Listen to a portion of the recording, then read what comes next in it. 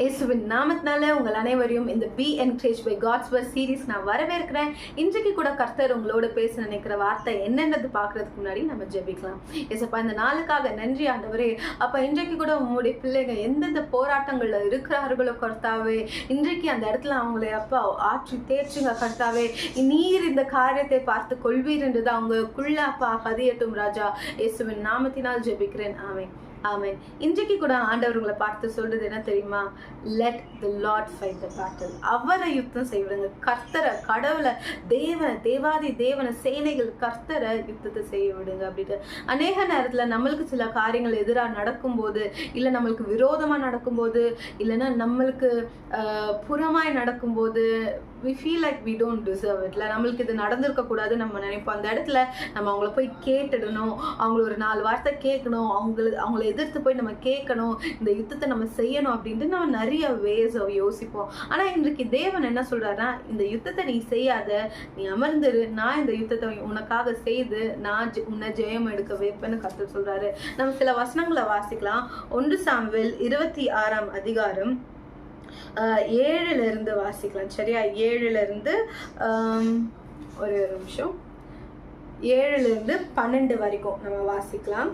அப்படியே தாவீதும் அபிசாயும் ராத்திரியிலே அந்த ஜனங்களுக்குள்ளே வந்தார்கள். இதோ சவுல் ரதங்களிருக்கிற இடத்திலே படுத்து நித்திரை பண்ணினான். அவன் தலைமாட்டில் அவனுடைய ஈட்டி நிலத்திலே குத்தி இருந்தது. அவனை சுற்றிலும் அப்னேரும் ஜனங்களும் படுத்து கொண்டிருந்தார்கள். அப்பொழுது அபிசாய் தாவீதை பார்த்து, இன்று தேவன் உம்முடைய சத்ருவை உம்முடைய கையில் ஒப்பு கொடுத்தார். இப்போதும் நான் அவனை ஈட்டியினால் 2 குத்தாக குத்தாமல் ஒரே குத்தாக நிலத்தில் உருவ குத்தட்டுமா என்றான். தாவீது அபிசாயை பார்த்து, அவரை கொல்லாதே, கர்த்தர் அபிஷேகம் பண்ணுவித்தவர் மேல் தன் கையை போட்டு குற்றமில்லாமற் போகிறவன் யார் என்று சொன்னான்.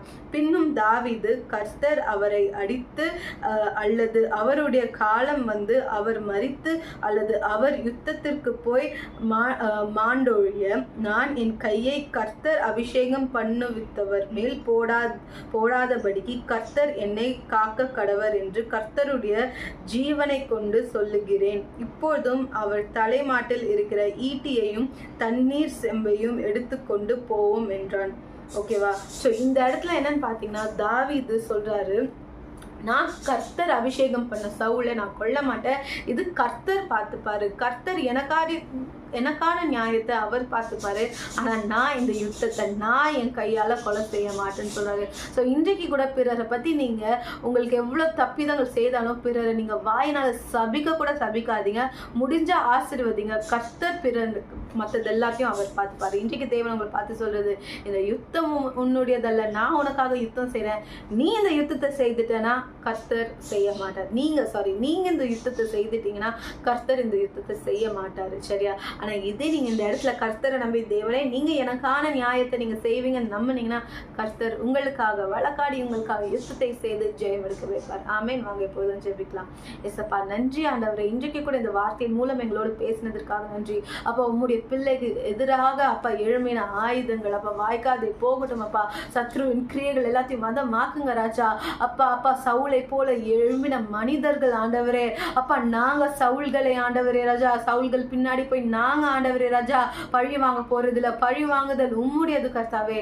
அப்ப நாங்க அமர்ந்திருந்து நீரே கர்த்தர் என்று அறிந்து கொண்டு உண்மை யுத்தம் செய்ய விடுகிறோம். இயேசுவின் நாமத்தினால் ஜெபிக்கிறேன். ஆமென் ஆமென். God bless you. Have a blessed day. இந்த யுத்தம் உங்களோட இதுல கர்த்தருடையது. நீங்க அமர்ந்திருந்து பாருங்க, கர்த்தர் இந்த யுத்தத்தை வென்று காண்பிக்க போகிறார். ஆமென். God bless.